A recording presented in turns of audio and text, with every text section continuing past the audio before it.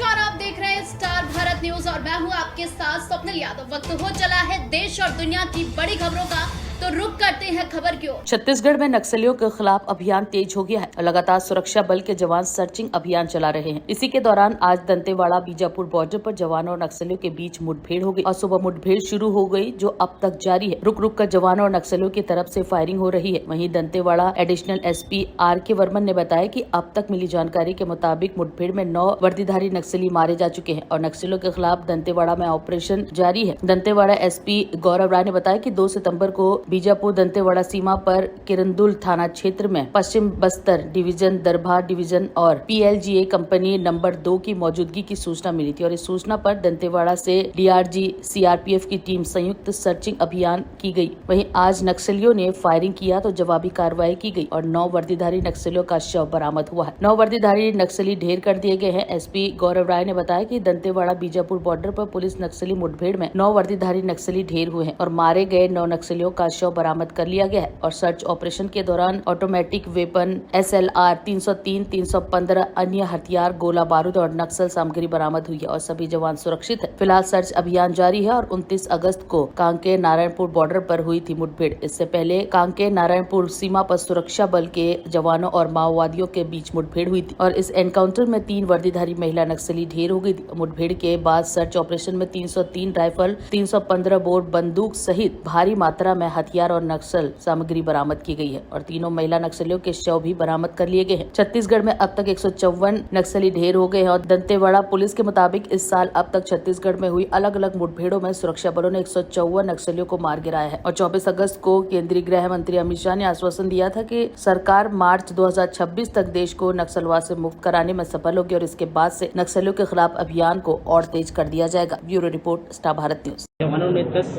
नक्सलियों को आज मार गिराया है। क्या DRG और CRPF का संयुक्त ऑपरेशन था जिसमें बीजापुर और दंतेवाड़ा क्षेत्र में सर्चिंग ऑपरेशन के दौरान 9 नक्सली मारे गए हैं और जवानों के भुजाओं की ताकत है जिसके आधार पर आज समूचा बस्तर शांत होने वाला है। समूचा बस्तर विकास के मार्ग पर सरपट दौड़ने वाला है।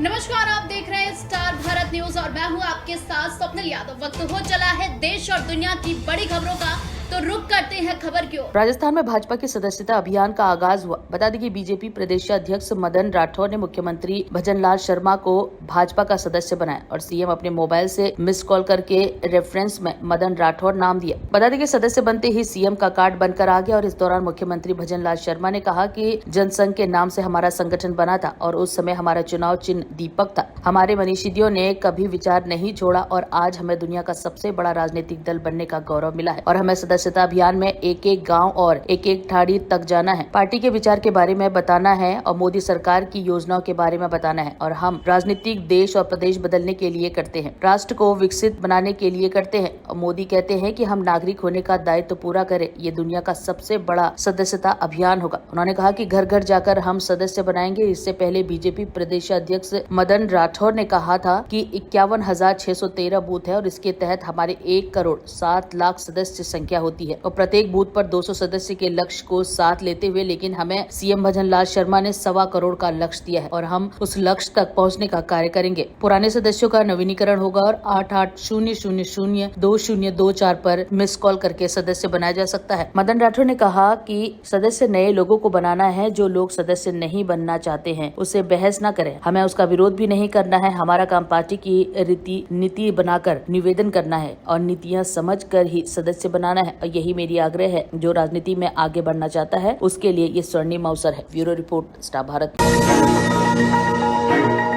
नमस्कार, आप देख रहे हैं स्टार भारत न्यूज और मैं हूं आपके साथ स्वप्निल यादव। वक्त हो चला है देश और दुनिया की बड़ी खबरों का, तो रुक करते हैं खबर की ओर। अपराजिता महिला एवं बाल विधेयक मंगलवार को पश्चिम बंगाल विधानसभा से पारित हो गया है। विपक्ष के पूर्ण समर्थन के साथ बलात्कार रोधी विधेयक सर्वसम्मति से पारित हो गया। बहरहाल सदन ने विपक्ष के नेता शुभेंदु अधिकारी द्वारा विधेयक में प्रस्तावित संशोधन स्वीकार नहीं किया है और बिल के ड्राफ्ट में बलात्कार पीड़िता की मौत होने या फिर उसके स्थायी रूप से अचेत अवस्था में चले जाने की सूरत में ऐसे दोषियों के लिए मृत्युदंड के प्रावधान का प्रस्ताव किया गया है और इसके अतिरिक्त मसौदे में प्रस्ताव किया गया है कि बलात्कार और सामूहिक बलात्कार के दोषी व्यक्तियों को आजीवन कारावास की सजा दी जाएगी और उन्हें पेरोल की सुविधा दी जाए। भारतीय न्याय संहिता 2023, भारतीय नागरिक सुरक्षा संहिता 2023 और यौन अपराधों से बच्चों का संरक्षण अधिनियम 2012 के तहत प्रासंगिक प्रावधान में संशोधन की मांग करने वाला विधेयक सभी उम्र के पीड़ित पर लागू होगा।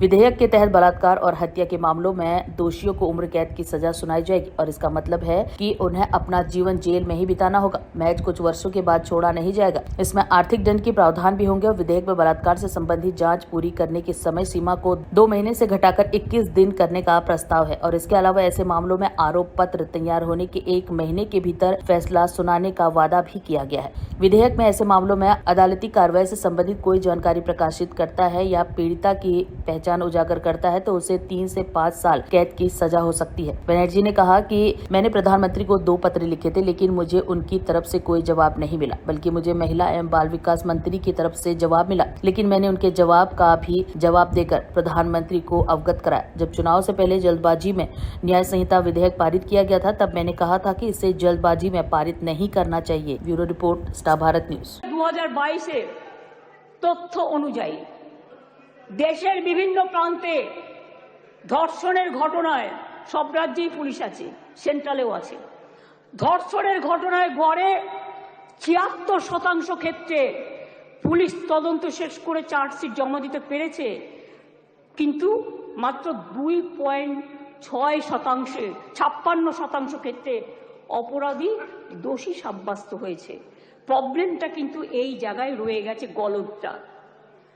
ধর্ষণ রোধে দ্রুত বিচার এবং কঠোরতম সাজার দাবি জানিয়ে আমি 2টো চিঠি ইতিমধ্যেই প্রধানমন্ত্রীকে লিখেছি।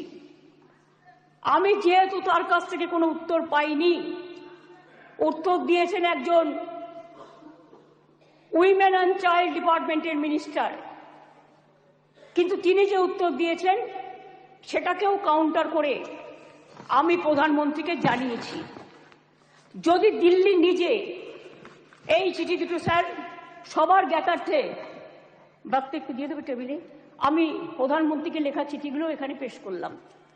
ন্যায় সংহিতা বিল যখন প্রথম তাড়াহুড়ো করে পাশ করা হয় নির্বাচনের আগে, আমি বারবার স্বরাষ্ট্রমন্ত্রীকে বলেছিলাম এটা তাড়াহুড়ো করে করবেন না, এটা আমাদের রাজ্যগুলোর সাথে আলোচনা করুন, শুধু একটা চিঠি দিলে দায়িত্ব শেষ হয়ে যায় না। আমি অনেকবার অপোজ করেছি যে এটা কিন্তু রাজ্যকে কনসাল্ট করা হয়নি, মনে রাখবেন। তাছাড়াও আমি বলেছিলাম নতুন গভর্নমেন্ট আসুক, তাদের সাথে আলোচনা করুন, লোকসভায় আলোচনা হোক, রাজ্যসভায় আলোচনা হোক, বিরোধী দলের সাথে আলোচনা হোক, সরকারি দলের সাথে আলোচনা হোক, তারপরে এটা আপনারা করুন, কিন্তু সেটা তারা করেননি। তাই আজকে বাধ্য হয়ে আমরা সারা দেশের মেয়েরা যাতে সুফল পায়, মনে রাখবেন আজকে বাংলাকে নিয়ে শুধু বদনাম যারা করছেন, বাংলার সম্মান নিয়ে ভাবুন। বাংলা মাকে বদনাম করলে আপনার গায়েও লাগবে, আমার গায়েও লাগবে। আমাকে আপনারা 50টা কটু কথা বলুন, আমার কোনো যায় আসে না। যেভাবে আপনারা আমাকে অসম্মান করেছেন, আপনাদের প্রধানমন্ত্রীকে আমরা সেভাবে অসম্মান করিনি। কখনো ভেবেছেন যে আপনারা যেভাবে আমার বিরুদ্ধে বলছেন, আমাদের দল যদি সেভাবে প্রধানমন্ত্রীর বিরুদ্ধে বলে, স্বরাষ্ট্রমন্ত্রীর বিরুদ্ধে বলে, আপনাদের মুখ্যমন্ত্রীগুলোর বিরুদ্ধে বলে, আপনারা তখন কি দেখবেন? আপনারা এই বিলটা তাড়াহুড়া করে এনেছেন কেন? আমরা চাইলে বলতে পারতাম ল অ্যান্ড জুডিশিয়ারি স্ট্যান্ডিং কমিটিতে গেছে কিনা, আমরা চাইলে বলতে পারতাম পার্লামেন্টারি প্রসিডিওর এন্ড প্র্যাকটিস অনুযায়ী সিলেক্ট কমিটিতে পাঠান, কিন্তু না, আমরা বলছি না। We want execution of this law immediately. দায়িত্ব আপনাদের। এই হাউস আরো 1.5 বছর থাকবে। আমরা we want result, responsibility goes to government. আমরা একটাও ভোটাভুটি চাইব না। আমরা ডিভিশন চাইব না, ফুল সাপোর্ট। আমরা মাননীয় মুখ্যমন্ত্রীর বক্তব্য সুন্দর করে শুনব, উনি যা মনে আসেন বলবেন, কোনো সমস্যা নেই।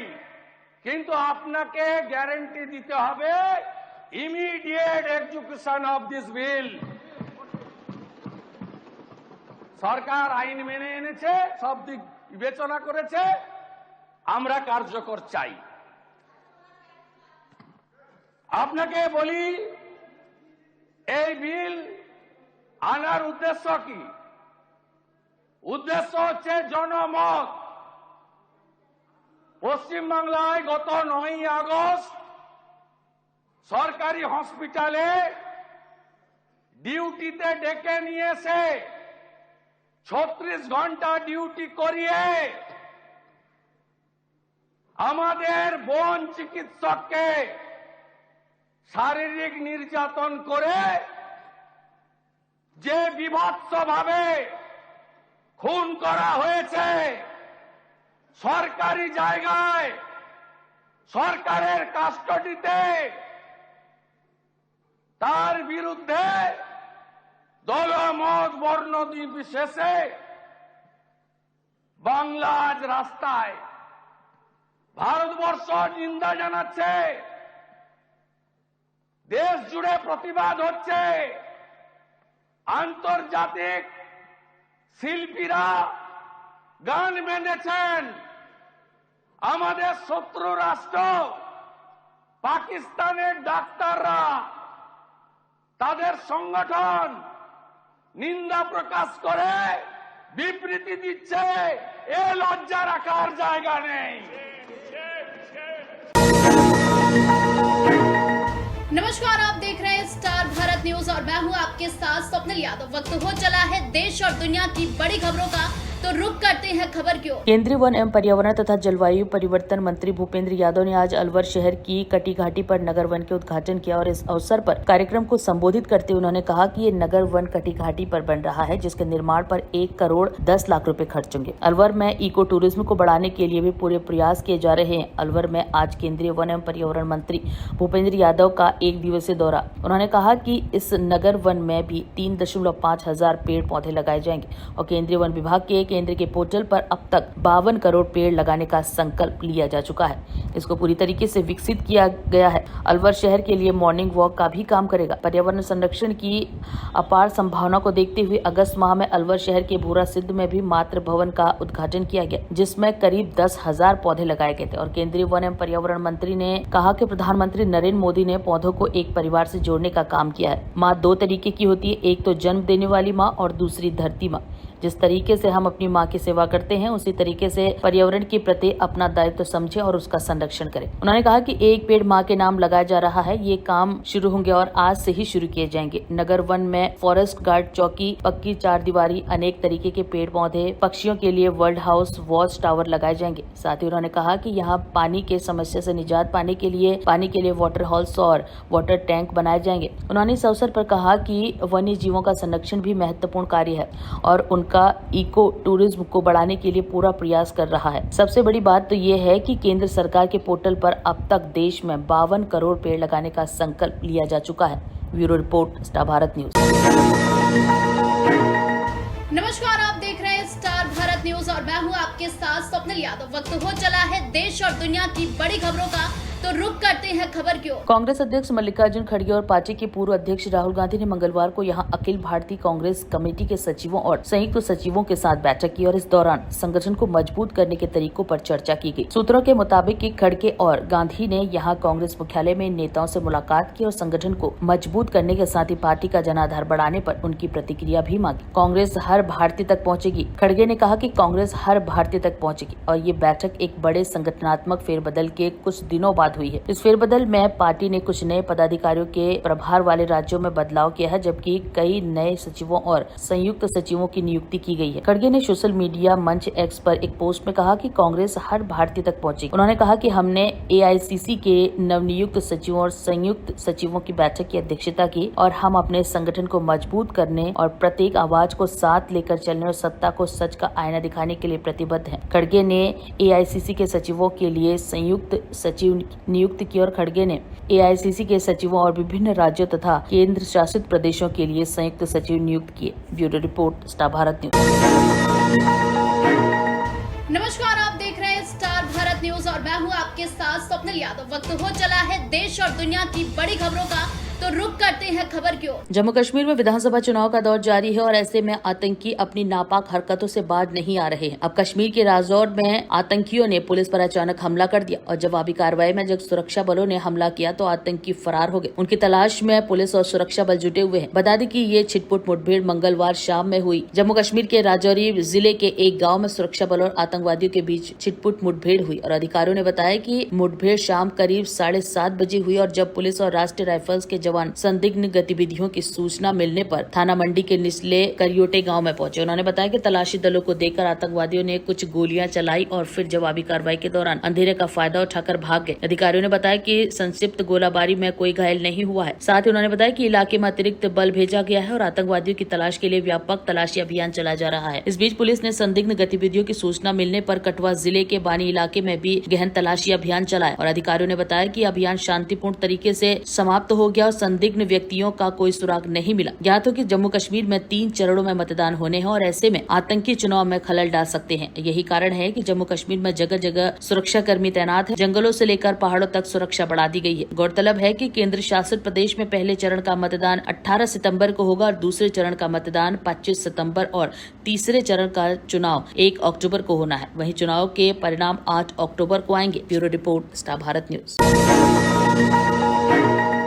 नमस्कार, आप देख रहे हैं स्टार भारत न्यूज और मैं हूं आपके साथ स्वप्निल यादव। वक्त हो चला है देश और दुनिया की बड़ी खबरों का, तो रुक करते हैं खबर की ओर। भारतीय राष्ट्रीय क्रिकेट टीम के हेड कोच गौतम गंभीर ने असम के गुवाहाटी में स्थित प्रसिद्ध कामाख्या मंदिर में पूजा अर्चना की। सोशल मीडिया पर वायरल हुए इस वीडियो में 42 वर्षीय गंभीर ने काली टी-शर्ट पहनी हुई है और वो अपने चारों ओर कड़ी सुरक्षा के बीच मंदिर पहुंचे और पूजा अर्चना की। भारतीय क्रिकेट टीम के मुख्य कोच के रूप में अपने पहले कार्यकाल में गंभीर का समय मिला जुला रहा, जहाँ टीम ने श्रीलंका के खिलाफ T20 सीरीज जीती, लेकिन वनडे सीरीज में उसी प्रतिद्वंदी के सामने हार का सामना करना पड़ा था। भारतीय क्रिकेट टीम के साथ उनका अगला कार्यकाल बांग्लादेश के खिलाफ टेस्ट सीरीज होगा, जो 19 सितंबर से शुरू होगा। Bureau report, star Bharat news. नमस्कार, आप देख रहे हैं स्टार भारत न्यूज और मैं हूं आपके साथ स्वप्निल यादव। वक्त हो चला है देश और दुनिया की बड़ी खबरों का, तो रुक करते हैं खबर की ओर। प्रदेश सरकार ने आगरा की बबीता चौहान को उत्तर प्रदेश राज्य महिला आयोग का अध्यक्ष बनाया है। बता दें कि बबीता वर्तमान में भाजपा महिला मोर्चा की प्रदेश उपाध्यक्ष हैं। वहीं समाजवादी पार्टी के संस्थापक और पूर्व मुख्यमंत्री मुलायम सिंह यादव की छोटी बहू अपर्णा यादव गोरखपुर की चारू चौधरी महिला आयोग की उपाध्यक्ष बनाई गई है और इसके अलावा आयोग में 25 सदस्य भी बनाए गए हैं। सभी का कार्यकाल 1 वर्ष का होगा और वर्ष 2022 के विधानसभा चुनाव से पहले भाजपा ने मुलायम परिवार में सेंधमारी करते हुए उनके छोटे बेटे प्रतीक यादव की बहू अपर्णा यादव को पार्टी में शामिल कराया था। भाजपा ने उन्हें 2022 के विधानसभा और 2024 के लोकसभा चुनाव में खासतौर से यादव बहुल क्षेत्रों में प्रचार के लिए लगाया था और अब उन्हें महिला आयोग का उपाध्यक्ष बना दिया गया है। वहीं चारू चौधरी गोरखपुर की पूर्व मेयर मंजू चौधरी की बहू है। बता दें कि महिला कल्याण विभाग की प्रमुख सचिव लीना जौहरी की ओर से जारी अधिसूचना में वर्ष 2022 के विधानसभा चुनाव में कांग्रेस की पोचल गर्ल लड़की हूँ लड़ सकती हूँ की डॉक्टर प्रियंका मौर्य को महिला आयोग का सदस्य बनाया गया है और इसके अलावा मेरठ की हिमानी अग्रवाल, मनीषा अहलावत और मीनाक्षी भराला, बलिया की सुनीता श्रीवास्तव, लखनऊ की अंजू प्रजापति, एकता सिंह और ऋतु शाही, कानपुर की पूनम द्विवेदी और अनिता गुप्ता, झांसी की अनुपमा सिंह लोधी, लखीमपुर खीरी की सुजीता कुमारी, अलीगढ़ की मीना कुमारी, मिर्जापुर की नीलम प्रभात, जौनपुर की गीता बिंद, प्रयागराज की गीता विश्वकर्मा, बरेली की पुष्पा पांडे, रामपुर की सुनीता सैनी, ललितपुर की अर्चना पटेल, संत कबीर नगर की जनक नंदिनी, कौशाम्बी की प्रतिभा कुशवाहा, कासगंज की रेणु गौर, बिजनौर की अवनी सिंह और संगीता जैन और सहारनपुर की सपना कश्यप शामिल है। Bureau report, star Bharat news. नमस्कार, आप देख रहे हैं स्टार भारत न्यूज और मैं हूं आपके साथ स्वप्निल यादव। वक्त हो चला है देश और दुनिया की बड़ी खबरों का, तो रुक करते हैं खबर की ओर। राजधानी लखनऊ में प्रगति भारत महोत्सव का आयोजन काशीराम स्मृति उपवन आशियाना में किया जाएगा। 20 अक्टूबर से 4 नवंबर 2024 तक महोत्सव का आयोजन किया जाएगा और महोत्सव प्रातः 11 बजे से शुरू होगा। बता दें कि संस्था हैंडलूम, हैंडीक्राफ्ट, खादी ग्रामोद्योग, स्वयं सहायता समूह, इलेक्ट्रॉनिक, ऑटोमोबाइल, कम्युनिकेशन, बीमा, किताबें, रियल एस्टेट, फर्नीचर, खिलौने और घरेलू सामान, निर्मित सामानों के प्रचार और प्रसार और बिक्री हेतु उचित माध्यम प्रदान करना है। इसके साथ ही ग्राउंड झूला, पोस्टर झूला, मैरी ग्राउंड झूला भी लगेंगे।